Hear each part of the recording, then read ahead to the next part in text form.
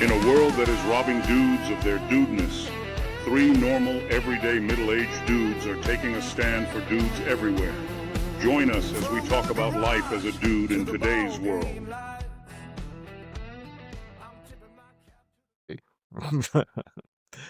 Good morning, good afternoon, and good evening, and welcome to the Dudefinity podcast, the only podcast dedicated to all things dude.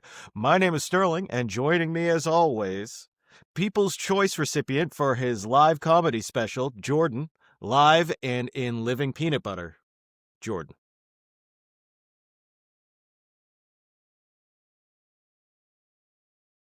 Dude, I don't know how you find a way to outdo yourself every week, but it kind of screws me up, man. I ain't gonna lie. No, glad to be here. Merry Christmas to everybody. Super excited to be with you guys today. Sterling and I have some cool things to talk about. Just Merry Christmas, guys. Super grateful. Off for a couple of days, enjoying the time. So Merry Christmas to you as well, my brother. Did you get all of the things you asked for from Santa? I did. How about you? Yeah. No, I had a great Christmas. Had a great Nice. Christmas. Got to do I see you got a Katy Perry, or is it Katy Perry? Call Me Maybe, or whoever sings that song. You got a Call Me Maybe shirt. It says, "Call me old-fashioned," and there's a picture of an old-fashioned. Oh, lovely. I thought it kind of just looked like some kind of hat that Katy Perry would have worn in a music video or something, from the top if you look at it.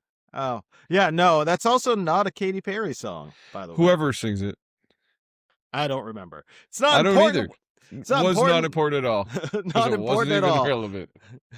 Not important at all. What is important? Uh-oh.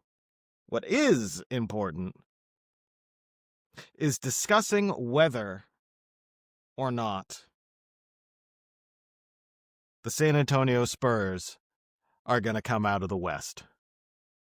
I told you yesterday, man, like you and I have talked about this. This is 100% just what it is, man. 4 losses for the Thunder this year, 3 of which are to the San Antonio Spurs. Mm-hmm. I genuinely think that Mitch Johnson's doing a great job coaching them right now. I think that Wemby, when he's healthy, is great, but they got the perfect mix of veterans too, if you think about it. I mean, Stephen Castle is great. Castle, yeah. He's great. Darren Fox is working his way back into health and everything else, and he's nice. But I'm going to be honest. you got Harrison Barnes and Luke Cornett who just keep that team kind of. I'm going to be honest with you. I know I hate to say that De'Aaron Fox trade was underrated, but, because it was a big trade at the time. Oh, it was huge. But I still think it's an underrated trade. It is. You've got a guy that is legitimately probably the fastest player in the league right now with a basketball in his hand. Oh, yeah, and no doubt. On a team that seems to thrive on the fast break. And obviously you've got a running mate for Victor Wembanyama, who is, I was watching highlights because I didn't actually, I was doing the family thing and I had the game on in the background. So I was kind of catching bits and pieces between them and the Thunder. And, watching him on the wing with the ball in his hand, it is just it's so weird because he has a great dude. He has such a great handle for a guy his size, and he's squaring up and doing an ISO move. It's just sidestep threes. Threes. It's just the weirdest thing to watch. And I think. And do you tell think me at some level they go as far as he goes? Because he has missed a little bit of time. Like he missed some time already this season. And you and I have talked about this many times. Once you start getting guys above 7'3", they really have a lot of health problems. It's just when you look at the data, that's what it says. I worry that he will have a fairly short career, but on the flip side, the star that burns brightest. So if I'm San Antonio, I'm just going after it right from the beginning. You're going for it as hard as you can. I'm going for it as hard as I can. Stephen Castle, I mean, dude's playing lights out alongside him, man. I mean, De'Aaron Fox isn't even like, it's kind of like icing on the cake with that team, if that makes sense. You know what I mean? And I don't know how you match up against him. There's no, You there's not, don't. there's not You really, don't. there's not really anybody in the league that is as fleet of foot as he is and has his size, except for m- maybe no, who, because he's so much quicker off the There's dribble not. There's not. than Jokic, and I just can't think of anybody that's laterally as quick as he is at his size. You know Honestly, what I mean? offensively, you can kind of score against him a little bit, if you Mm-hmm. don't back him into the paint, you know what I mean? You could Mm-hmm. probably get some points on him, blow by him kind of thing, get him going. But the hard part is defensively, dude, you can't stop that. I mean, when a guy's Yeah. pulling up 33 feet deep, it's kind of like, what the heck, man? What do you do? I mean, That. listen, we put Stephen Curry on steroids. Well, thanks for watching, Dudefinity. Don't forget to share, subscribe, and hit that like button. Subscribe to our YouTube and Spotify for new podcast episodes every Wednesday and Friday. Follow us on TikTok and Instagram. And as always, stay a dude. So here's my worry with him is Stretched that him, he is like- going to end up in that Kristaps Porzingis place where they have. I mean, obviously he's better than Kristaps. That's he's a unicorn. He's a unicorn. Unicorns are built different. I just got a feeling, and I hope I'm wrong, that he is going to have a career plagued with health issues. So if I'm San Antonio, I'm being realistic about it, and I'm going balls to the wall right Get from it the while you beginning can. and try and Get get it while you I can. can. Yeah. Because Well, boy, I don't know how you stop them when he is playing at his best. no, and you could almost rest him, and that team's still good enough to play. You know what I mean? Have you Mhm. noticed they've won games when he wasn't playing? No, absolutely. They It's a hung strong around, team. and Luke Cornett looks good, like top to bottom. That's a stout team. Mhm. But I think one of the things that I find interesting right now, another guy that everybody thought was a freak athlete. There's been questions about his health, Zion. Mhm. Can he ever get healthy? I don't know if you picked up on this. The Pels been running him off the bench the last like 4 or 5 games, and he's absolutely tearing it up. Well, I mean, I again, for the millionth and a half time, I don't trust rookies. I've never have. No. I never will. And I'll tell you because you think about it, you've got a couple of guys that have come into the league and have been all-star caliber from their rookie season, Yeah. right? Recently, you've got Luka. You go back to LeBron, Wemby. Wemby.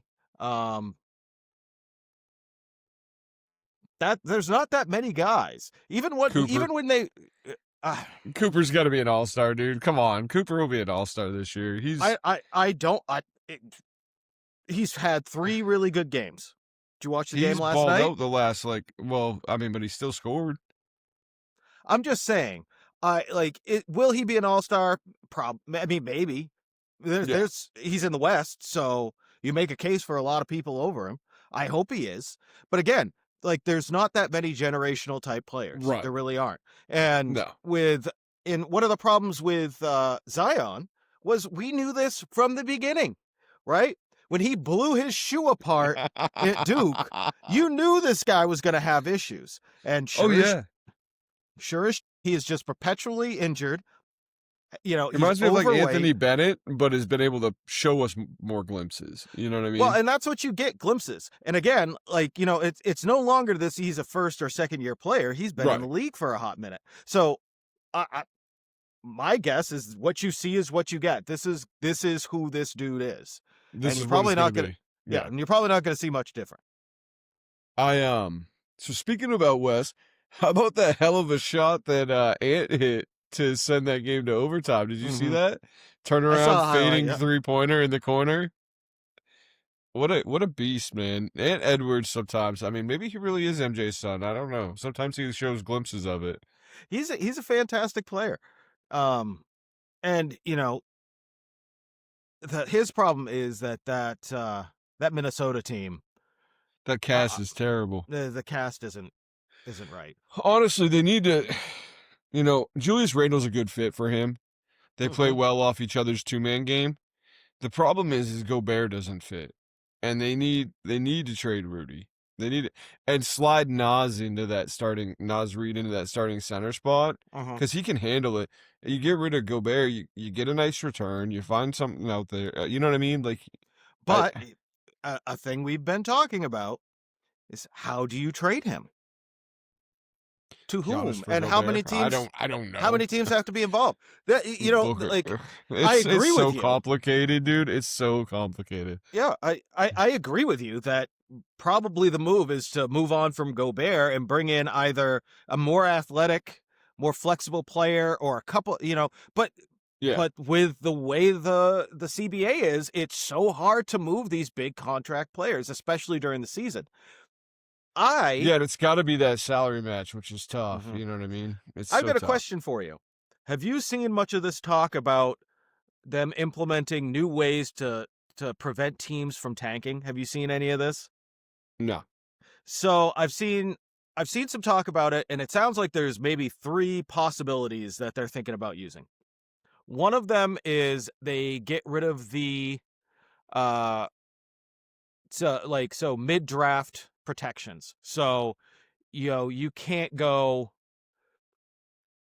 Basically, they're going to go. You can put in, if you trade for a draft pick, you can protect that draft pick from like 4 and up, but you can't put in protection from 4 Got down. it. Got it. So they've talked about getting rid of that. I've heard them talk about not being able to draft uh above 4 and up more than 1 year, and then so you couldn't do it 2 years in a row. I got you. I got you. And then the other one that I heard, what was the other one? Um, those were the kind of the two big ones. The There was a NBA third, but I can't overcomplicates remember. it, dude. The NBA overcomplicates it because the easiest way to fix it is just to do what they do in the NFL. If you're the worst team, you get the first pick. If you're the But second worst team, you get the second pick. If you're the so third, I hear what you're saying, but the whole point with, especially you figure with how hard the NBA is pushing towards parity between teams, right? they're trying to avoid having teams tank. No, You know, I get that, but I hate the lottery. I hate the lottery as a whole. I Mhm. don't like it. I think that if you're the worst team in the NFL, you should get the first pick in your worst team in basketball. The Wizards are perpetually terrible because they don't get great picks because of the lottery system, even though they're a terrible team. You know what I mean? Well, so So, like, let it me, screws teams. maybe to a point, but then you also have to say, well, how many teams have gotten number one? Oh, okay, let's look at a team like Philadelphia. Yeah. They got Embiid, they got Simmons, and they got Fultz. They were a terrible team. They got a bunch of really good draft picks, and look at where they're at. Yeah. So it's not. I don't necessarily subscribe to this idea that it's 100% that the draft lottery itself is screwing them. I think there's just some front No, offices but I who think they don't should be know able to how to get higher draft. picks too, though. Like, I think if you're the 10th worst team, or let's say fifth worst team in the Mhm. NBA, you could get the 15th pick because of the way the percentage falls. That sucks. Like, that's not fair. Like, there's a gap. There's a gap in the hit percentage Mhm. between the top 5 and the top 15. And you know what I mean? And it's just there's a gap, and that's not fair to do to people, man. Well, If but and I get the anti-tanking, but here's the Mhm. thing. If you're going to do anti-tanking, the next year you can't get a top 10 pick. Like, find a way to slide those picks around a little bit, but Well, I think that's the whole point of the draft lottery is to de-incentivize teams to be bad, because yeah, you've got a increased chance of getting this number one pick, but there's not necessarily a guarantee that that's actually what's going to happen. yeah, I hear you. I'm just a purist, man. Like, straight up, if you suck, you get the first pick. Like, it's just how it goes, dude. I mean, all right. So now I have a question for you. What's up? Did you see Josh Hart got hurt yesterday? Did he slip onto a shampoo bottle in the shower? No, he actually really got hurt. I don't know if he like No, popped I his didn't see. Achilles or something. Like, he No. actually had to like limp. He went off the court and went right to the locker room kind of situation. Mhm. I don't know if it was a high ankle sprain or something like that, but in my head I was thinking, do you think that's karma? You think that's karma for like spraining Jalen's booty? Jesus. with his thumb in a front Oh. row on national TV. Well, yeah, man. I don't know. I I'm just curious, man. Like, they do some weird shit in New York, man, and I think that, they never win because of it. I If think they they just started don't. worrying about basketball Oh. and stopped worrying about, I think they you don't know. win because they don't know how to put a team together. But I mean, That team should win, though, dude. Like, they're just terrible. They're just terrible. they're And not. Tom I mean, Thibodeau killed every. You No, can't call them okay. terrible. No, okay. Here's the problem. All right. When I say terrible, this is what I mean. You ready for this? Tom Thibodeau left them in ruins. Like, they might win, they might have things, but there's no gas in the tank. There's no gas in the tank at the end of the season. Like, they are screwed, and the New York Knicks organization better pay attention and start, like, trading some pieces off, seriously, because Tibbs wears a team out. Look at what he did to the Chicago Bulls, dude. Well, look at what he Absolutely does destroyed everywhere their he career. goes. I know, right? And he just I mean, put that's just what he Jalen does. Brunson, who's an undersized guy, who's a great player, but undersized guy. He played him how many minutes and like just warm out, tighten that rotation. All of them, all of the minutes.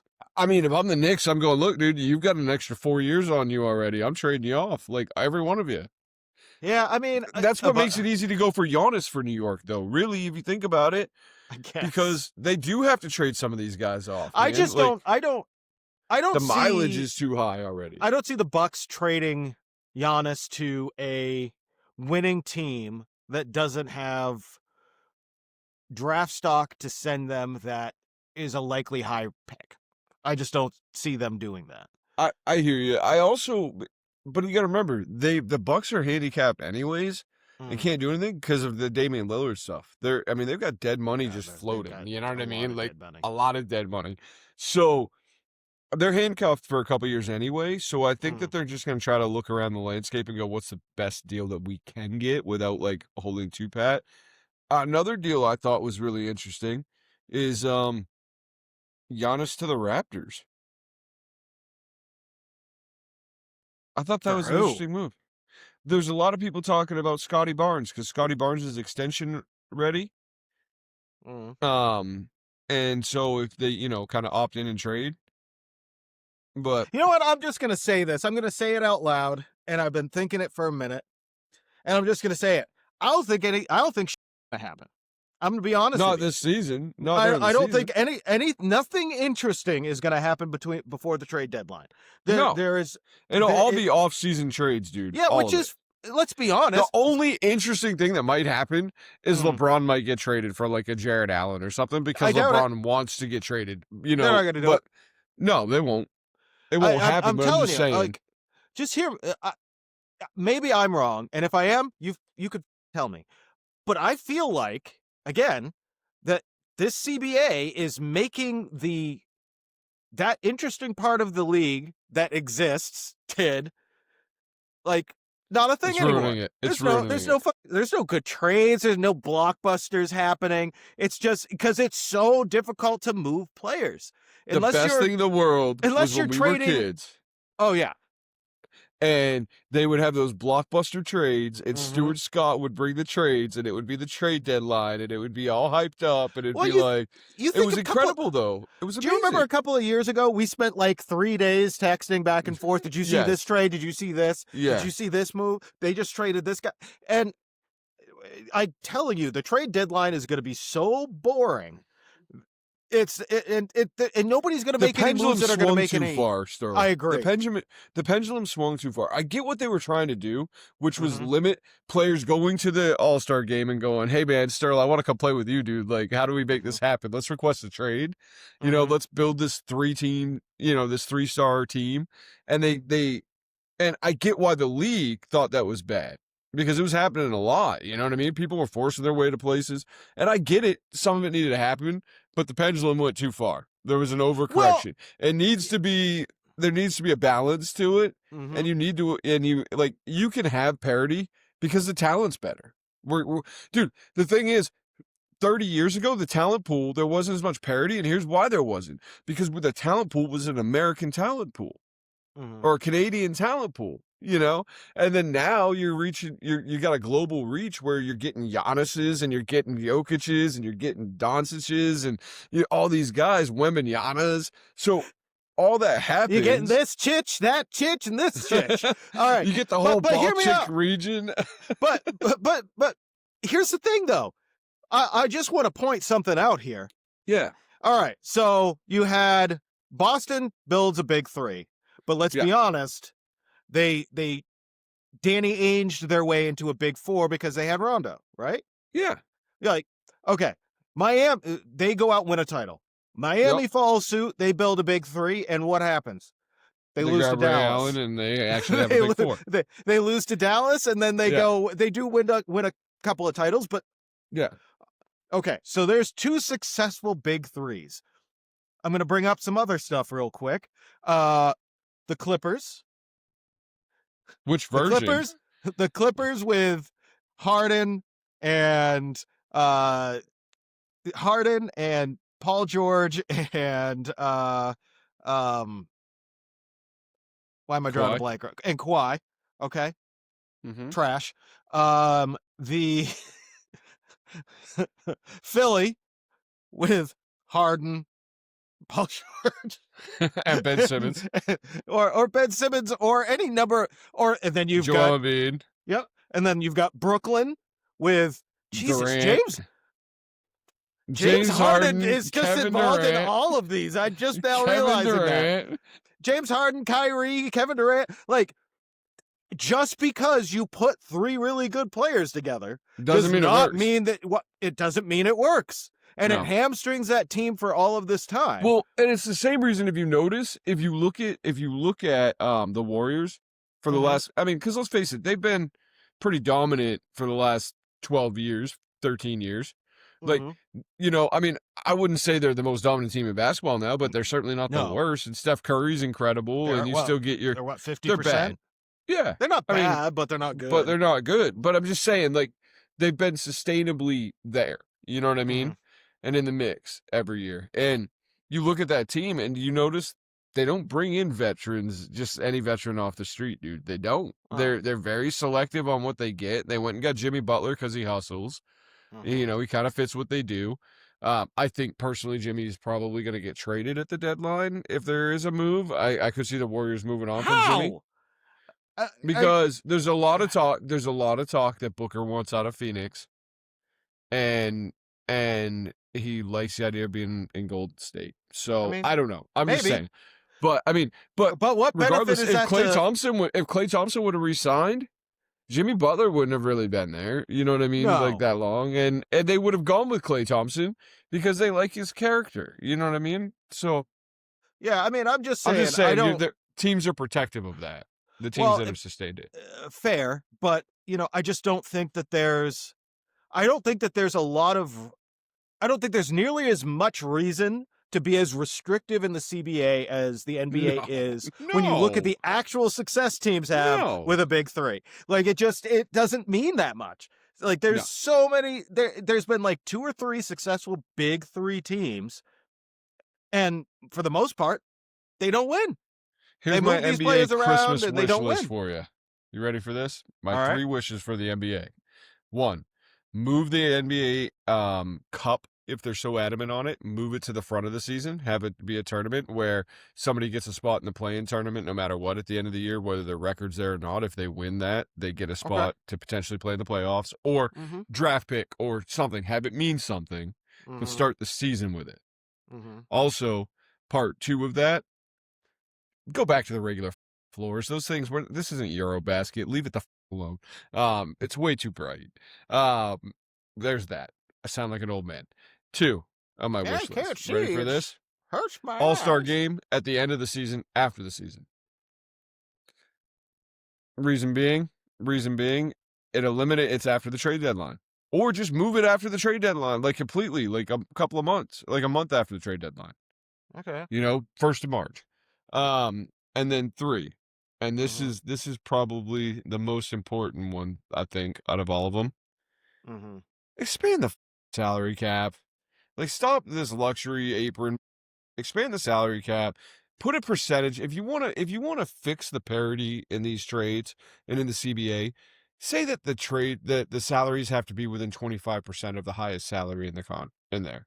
So that way it's like, you can trade Giannis for a Devin Booker, or you can trade, you know what I mean? Like, say the highest annual salary in there, then the guy that you trade him for can be within 25%. Like, cut the. Yeah. I just think I think that the NBA, I get the parity thing, Yeah. because they want more eyes and more asses in seats. We've talked about this a bunch of times. I get it. And if your team is bad, casual fans aren't going to watch. Right. We have the distinct benefit of very rarely having to deal with a bad Boston Celtics team. Yeah, we're usually in the playoffs. We're usually a playoff team. But, if you're a Charlotte Hornets fan, boy, that must be a lonely place to be. You know what I mean? Yeah. So, like, I get kind of some of the thought process that they have. But on the flip side, there's more than just, there's more than just the movement of players and draft picks at play here. You have owners who don't really care that much sometimes. You have front offices who maybe aren't as talented, because there is so much more to this, as far as building a team, than just having the best players. Oh, roster construction is one of the most important things you do. Exactly. That's why, I'm not saying that Brad's better at that than Danny, but Brad had a front row seat to what the NBA was evolving to as a coach, and Danny was in the office. If Danny would have coached that team, I think it would have made him a better GM, to be honest with you.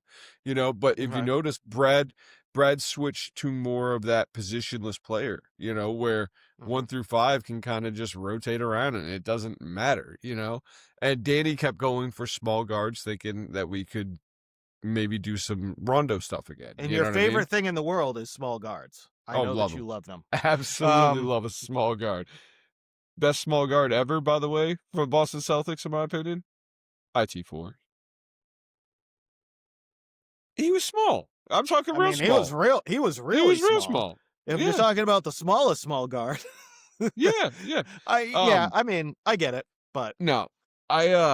So one thing that I think is really interesting about how the Celtics roster is constructed is we've watched, this CBA squeezed us. Like you were just talking about, like, to your point, it squeezed us. Porzingis, gone. Horford, not re-signed. Drew Holiday, gone.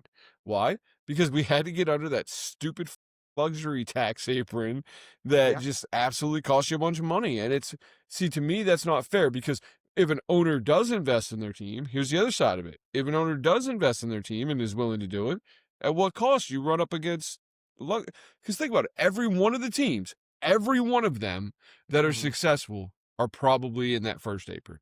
Oh yeah, for sure. Unless you are lucky enough to draft, you almost have to have this combination of drafting really well, like really high level players, and then remaining high enough. OKC does it the best, honestly. That's kind of who I'm referring OKC is the reason why, because you figure they drafted really well, and then they've remained high enough in the draft through different trades and things that they're bringing on new guys who are it, but every team can't do that. No. You know what I mean? That's why I think that's got to expand a little bit, dude, honestly, like in some way, because I think that first apron, it squeezes small market teams out, like the Hornets owner. Like, why would you want to go up against the apron in a market that isn't giving you a return like that? Well, and it's like, you're 100% right. Why invest the money if you're right? But you already own the team, so let me ask you this: who right now is the team that you feel like is being slept on in the league right now? Who do you think is not getting the credit that they deserve, and maybe has a dark horse chance of making a deep run in the playoffs? You're not gonna like my answer, because it's and everybody's gonna call me a Homer. But honestly, the Boston Celtics. I think that nobody thinks we can do it without Jason Tatum. I think that we can win the East without Tatum. That's a hot take for sure. But I mean, Kate is an elite rim runner. You're getting benched. You're starting to define everybody's roles. Jaylen Brown is playing at an all NBA level, and he's just getting better. He's probably going to be NBA Player of the Month. You've got he is third in fifth scoring. No, he's fifth in fifth. scoring. He's fifth in scoring, but when you look at his numbers per 48, he's third. And he's DW. DW seems like he got Finally LASIK starting or to something and can see the, you know what I mean? see the rim finally. See the rim a little bit. But I mean, sometimes as a shooter, you just got to see your shots fall. Yeah. You know, especially when you're a streaky shooter like DW. But I think the roles are starting to define themselves a little better, and Jordan Walsh has become, him coming on and becoming a great defender. You can't replace Jason Tatum. But what you can do is sustain how you play until Tatum comes back. And I think that's the thing that people aren't giving enough credence to, is that if we make it, if we stay where we are, who's going to stop us in the East? Without Tatum. There's really no one to stop us without Tatum in the East. I think you're maybe Detroit. I was just going to say, I think Detroit is a much better team than you're giving them credit for. But in a 7-game series, I think that veteran presence that we have, right. I don't know. Maybe. I don't know. But Detroit's a really well constructed team. They have Cade Cunningham, who is, I would say, is probably playing better offensive basketball than Jaylen Brown is. Maybe. I mean, he's not unimportant. We don't need. We're comparing two different positions, so whatever. But I think Detroit's a great team.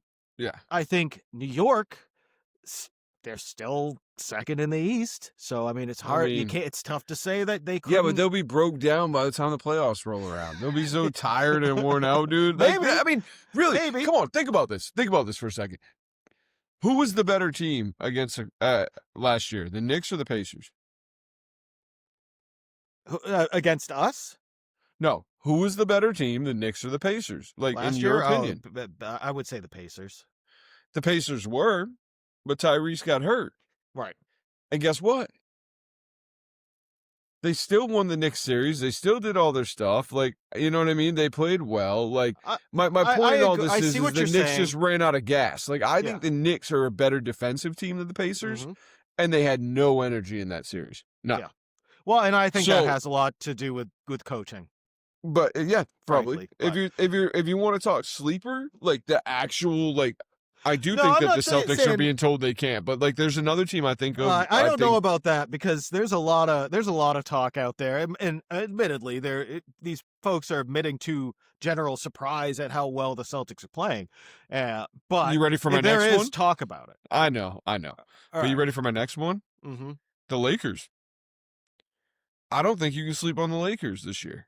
I think the Lakers with Doncic and Braun and Rui and the way that they're playing, I mean, dude, you really can't sleep on a playoff team. And most of these teams are playoff teams. That's the whole point of parity, right?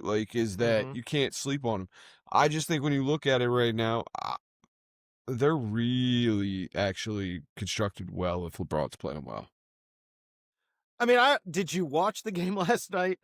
I mean, yes, they've gotten their ass kicked a few times. It happens, dude. The Rockets killed them. People get their ass kicked all the time. You know I know. And there is but something nobody to be said was going about into the season saying the have. Lakers were going to be a team to watch. I think they're a team to watch down the stretch. You know what I mean? Because they'll make other moves. It's a LeBron team. You know, he runs the team. So as soon as he says go out and get me this guy, they'll go out and get this guy, and that's So shifting gears, like pulling the handbrake, slamming it into second, and spinning the whole car around. All right, shifting gears hard. I have had an epiphany, call it a revelation, even of a shower thought. Please don't come out on this episode. This is not going to work well for anybody. Do not come out. Yeah, okay. So I was watching. I would love you and support you either way, though, bud. Oh, I appreciate it. let's be honest. If that were a thing, you'd be the bottom. Don't pretend it's not true. Uh, so so I was thinking No. in the shower. I was thinking in the shower. I had watched a video, and it was a creator I really like, and she was kind of talking about online dating and ghosting and that sort of thing, right? And I was sitting there, I was in the shower, and I was kind of thinking to myself, okay, so well, that seems kind of like a dick thing to do. I know you didn't have to do the online dating thing. I did for a short period of time.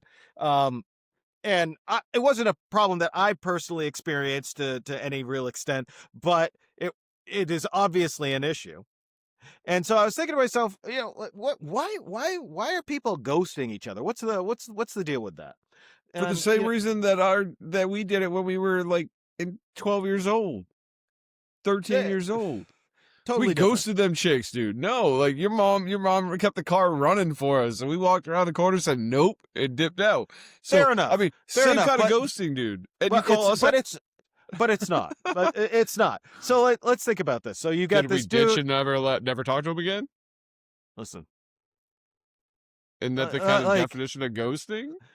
that's called a smoke bomb. Disappear. But hear me out. All right. Let me get this out to the masses. So you've got two people. They both swipe on each other. They start chit-chatting in the DMs or whatever, and conversation's going pretty good. And then at some point, one of them just drops out, stops talking to the other one. No explanation. Could have been talking for a week. And I'm like, well, how why is this a thing? So then I started thinking to myself, I think I know why. I think I know why it's a thing. Are you ready for this? I have a couple of opinions. Let's see if they're the same. Go All ahead. right. I want you to come on this journey with me, okay? Rather than it being two people on their cell phones, it's two people who work together. All right? Right? They work in the same place, and then they chit-chat a little bit, and they go back to work. Then maybe the next day they chit-chat a little bit, go back to work. And then one of them tries to talk to the other one, and the person just turns around and walks off. But I think it's a thing for the same reason that people will leave nasty comments on an Instagram post, because there's anonymity and there's no real life consequences for doing that, right? Right. Because you can get away with it because you don't see this person on a regular basis. I think it's a symptom of screens. I think that's why it happens.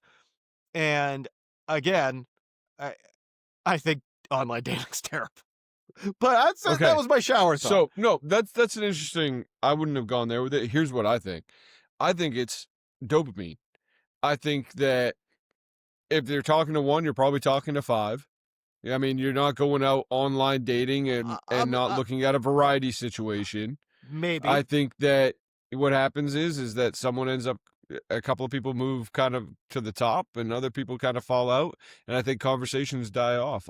I literally think it's, I'm talking to this person, we're having a good conversation.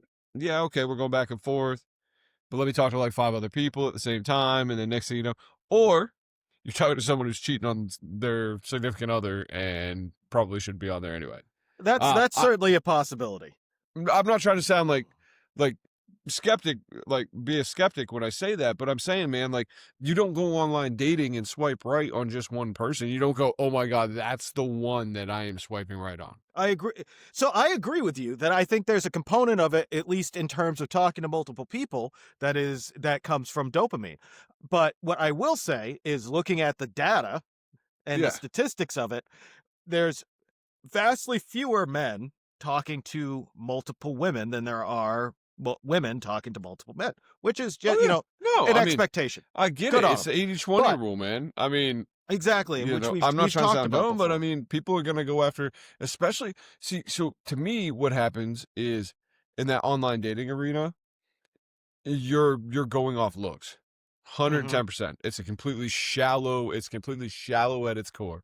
I actually kind of wish that if you want to do something creative and you really wanted to make a connection, you don't put pictures up. you actually talk to somebody, and then after you've talked for a certain amount of time, you share pictures. I mean, I guess. No, but I mean, like, really think about that though, because that's what people are going off of. Is they're going like dudes are shallow. We've talked about this. There's an innate need that men have, and they're gonna go after that. And if they see an attractive partner, they're gonna pursue it. Well, I can tell you this: just because you think it's attractive doesn't mean that the 7,000 other guys that are looking at it don't think it's attractive too. You know what I mean? well, So I hear you.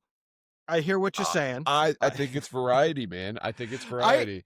I think it's well, maybe for that top 20%. Yeah. Here's another thing I think.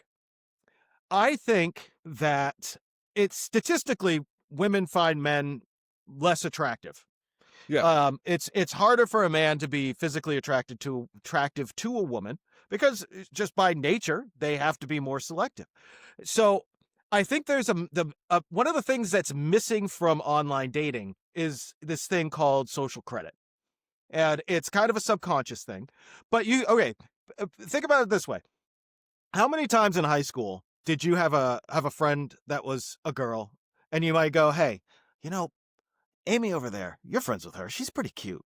Why don't you put in a good word for me?" And then, she goes over and talks to Amy and says, "Oh, Jordan thinks you're cute," and it puts in a good word. He's a really nice guy. And so now you have some social credit, right? Because Amy knows your friend and your friend likes you.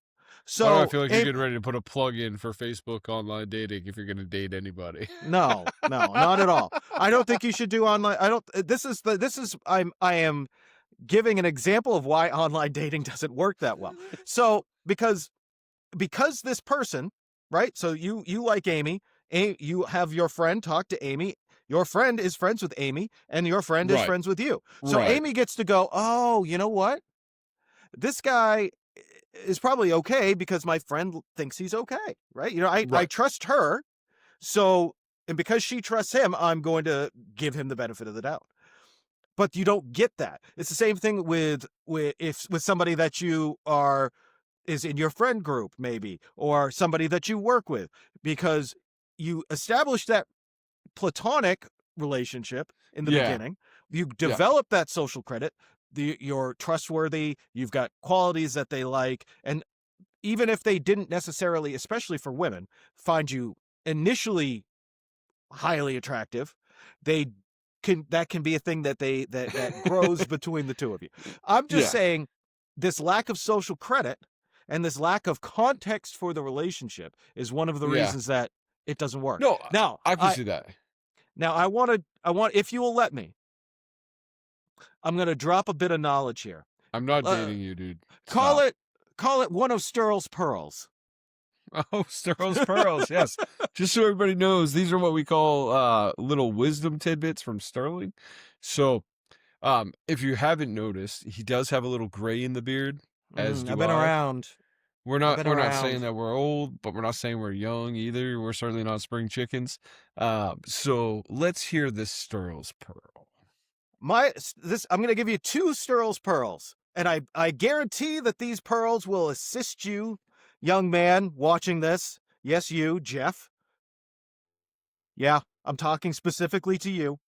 How'd you know my name was Jeff? If there is some person named Jeff watching this right now, they are so freaked out it's not even funny. All right. Or any male name. So I'm going to give you these 2 little bits of advice. The first one: get yourself a group of female friends. Don't try to f them. All right? These are your friends. They are women. They're your friends. And then go out with them. Go to a bar. Go to a club. Go with this group of girls. You will instantly get that social credit that I was just talking about, because other women will see that you are hanging out with other women. And so, one, that makes you look approachable. If these women trust you, you must be a trustworthy individual. That gives you social credit. On top of that, there's this little thing called mate choice copying that happens. So if a woman sees a man with women, they statistically find them more attractive. So that gives you a bit of an advantage over the other guys. My second thing. All right, you ready for this one? I'm not ready for The it. second pearl. Don't go cutting your finger. No. No. So the second pearl. There is a fantastic book by this guy named Corey Wayne called 3% Man. I read it after my divorce. It's a great book. But one of the things that he talks about is the phone is for making dates. That's it. You swipe, you talk to a girl, you say, listen, I'd love to take you out. We're going out. I can pick you up at 7 on Friday. We're going to go to dinner. And she either says yay or nay. And if she says nay, move on. But if she says yes, you have already created your date. And then there is some mystery there. She still has to get to know you. You are not just an open book. You're a mystery to be unraveled. So use those two little Sterl's pearls on your dating, fellas, and I guarantee you greater success. And if you aren't more successful, I blame you. I Call Hitch. call me at home and bitch about it. Call him at 1-919-744-8365. Again, 919-744-8365. Reach out to Sterling for all things dating. That's just my soapbox for the day. I'm done. I'm now officially off of I'm my so glad soapbox. that I'm so glad I'm pushing 18 years of marriage. You know, I just tell you, man, like the online dating thing, nope, not my No, thing. no, I Dude, get I it. have a hard time when I go out to eat. I think I want this thing, and then I look at this one, and then I want this one, and then I want this one, and I'm like, back to the first one. If I had that kind of selection, that'd be scary for my head, dude. Like my But brain, I but just can't even go there. that's the trick. It is this whole idea of more available choices than really exist. Yeah. So, I gotta talk about this, man. We spent a lot of time on the NBA today, so I gotta say it. Drake May plays this weekend against the just end their season Jets New York Jets. Absolutely trash.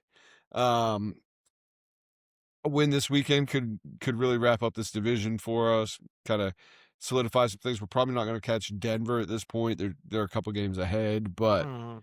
I mean, come on, man. This team's getting ready to get like Big Milton Williams back. They're getting ready to get Will Campbell back. We've got Robert Spillane lingering around. Like, dude, is this team getting ready to get healthy at the right time?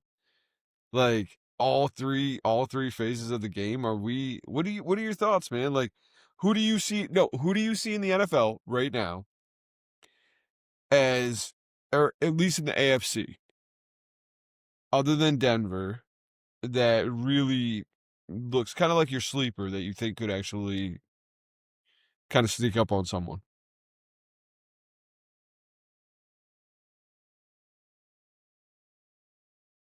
I can't really think of anybody that I feel like is going to sneak up on anyone.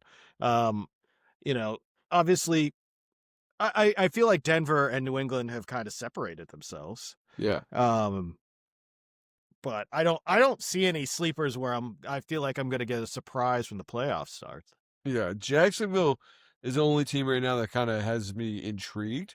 They're playing very well. I'll tell you, man, the Rams look really, really good. They look really good out in the NFC. That's my pick to come out of the NFC is the Rams. Oh, dude, did you see Kansas City? Like, what happened there? That's like kind of interesting. No, I So missed weird thing. So Kansas City, Arrowhead Stadium it. is in Kansas City, Missouri. Yes.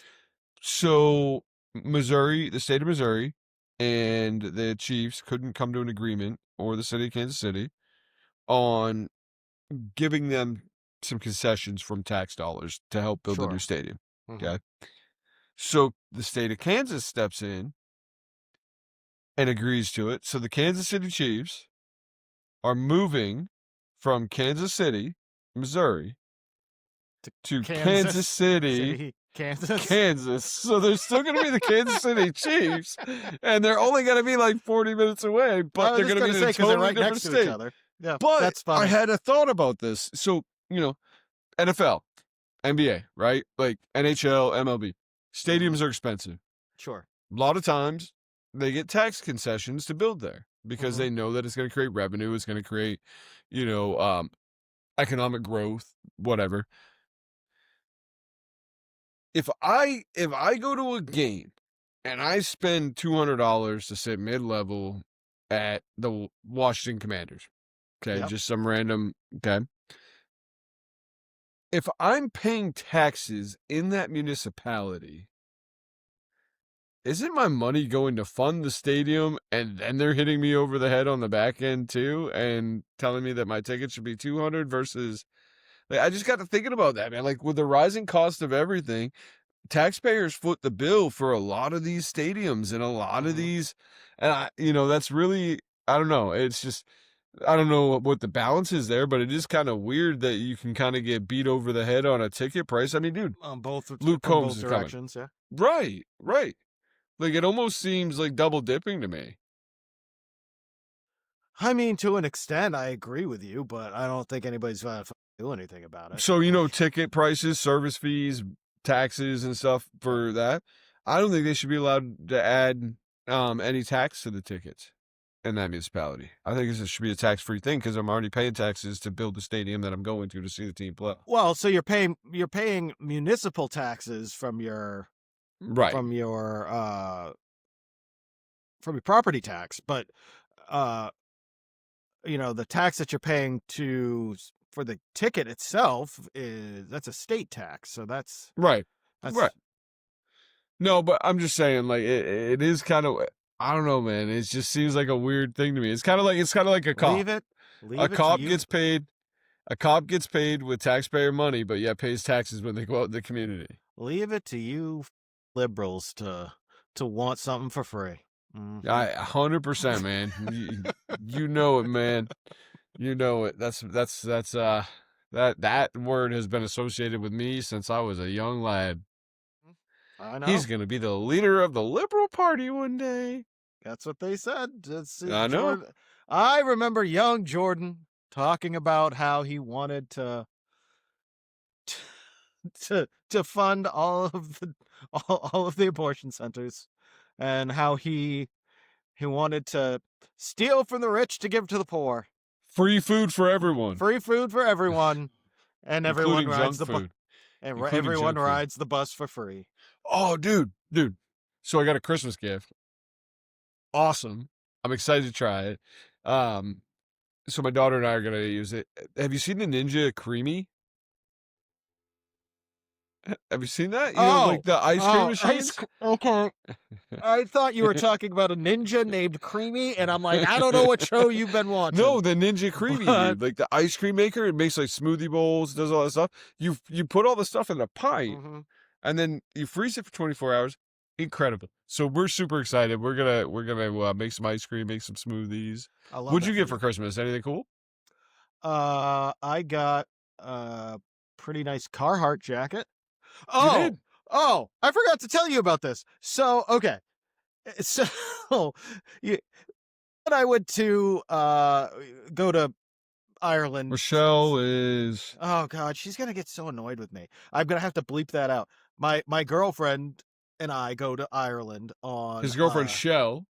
Yeah, I'm going to bleep that out, too. So, we go to Ireland on a semi-regular basis. We, went twice in one calendar year. So, we're walking around Dublin. And so, obviously here in the States, Carhartt is kind of a thing that... And you saw Rosie O'Donnell. I did not. Okay. Yeah. I saw a couple of city buses and got confused. God, it looked like Rosie O'Donnell. But, we just got canceled by lesbians everywhere. Whatever. Hey, full lib here, guys. Full lib. So Carhartt. Here, Carhartt is more of a, it's clothes for people who their work clothes. Yeah. Right. So or rednecks. Maybe think about or this. rednecks. I don't. Well, yeah, but what do most rednecks I do wear for Carhartt, work? and I don't go out and. Well, that's because you're weird. Anyway, so my stuff I wear to work is Carhartt, and got me a really nice Carhartt Took you for jacket. more of a Dickies guy, but okay. Did you know where I live actually has the largest dicks in New England? Yeah, I know, right? Like, it's huge. It's a big store. Oh, God. Yeah. So, anyways, so we're walking around Dublin, and we walk by this storefront, and it's like super modern, big glass windows, and like kind of like this bright white facade with white backlighting and everything. And we're walking by, and I'm like, oh, what's this place like Chanel or some and it's Carhartt. And I'm like, amazing. What is this? And so is Carhartt a luxury brand in Ireland? Apparently, it was the is wildest it like the thing. Louis Vuitton of Ireland? Like... So we're walking by, I open the door, walk in, and there's like mannequins, and there's not much on the floor. Like they're worried about people stealing it, and I'm like, everybody's like dressed. Was not what I was expecting. There's no pictures of a dude with a welder or chainsaw, or a chainsaw, or some guy driving a forklift. It was like straight up luxury. The mannequin brand. wasn't holding the chainsaw where dude, it show was you weird. how it flexed. No, what the dude? hell? It was a weird. It is cold in Ireland, man. I could kind of see them, like, you know. I mean, it's warmer than it is here by a lot. Well, you know, they get the Gulf Stream, so they stay quite toasty in comparison. But it was just really weird. I'm sure your girlfriend got a kick out of that too, huh? Jesus, I'm gonna tell her you said that. I'm gonna tell her you called her that. She's gonna go down there and fight you. Cool. That means you guys will come visit.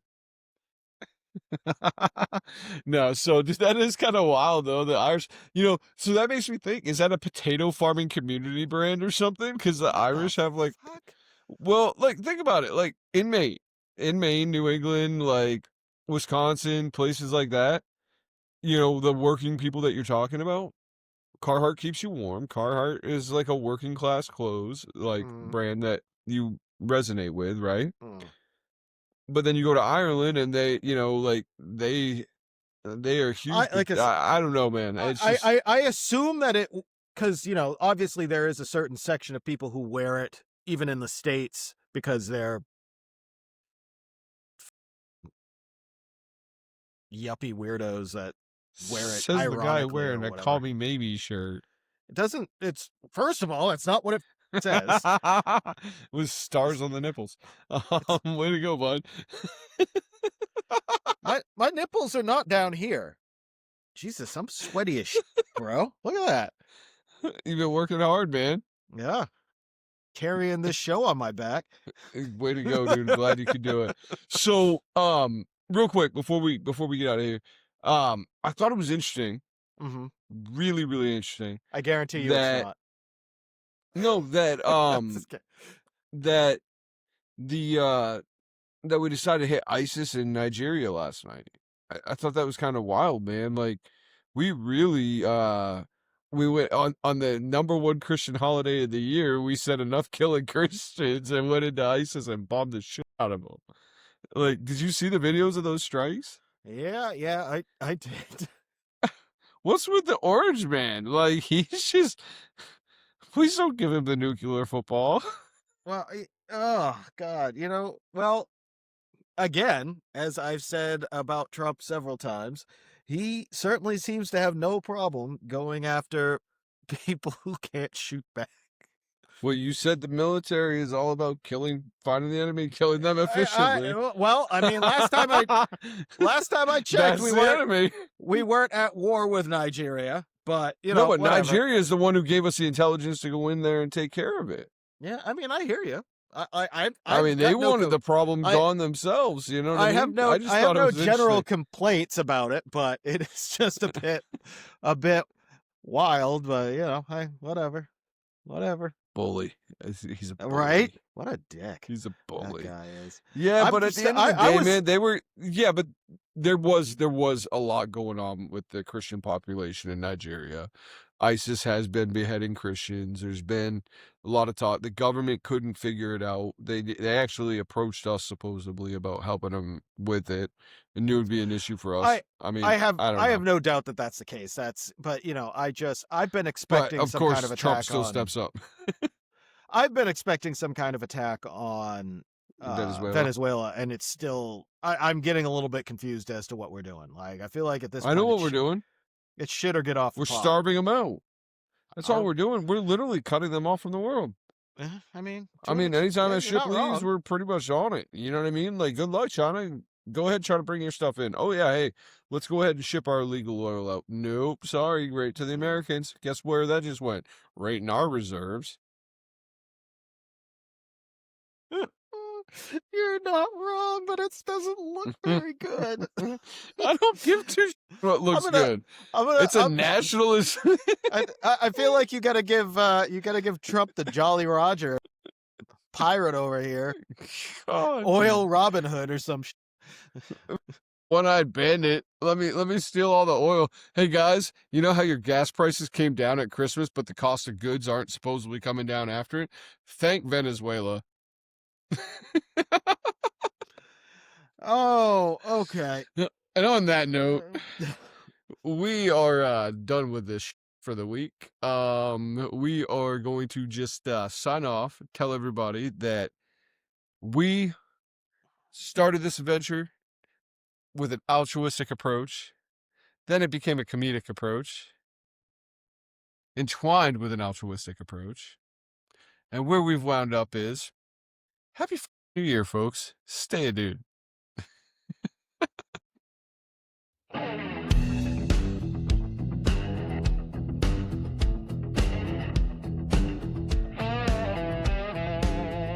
I'm the king of my driveway, mowing lines so straight. Got a toolbox full of glory and a mortgage by the plate. I'm a modern man with an old school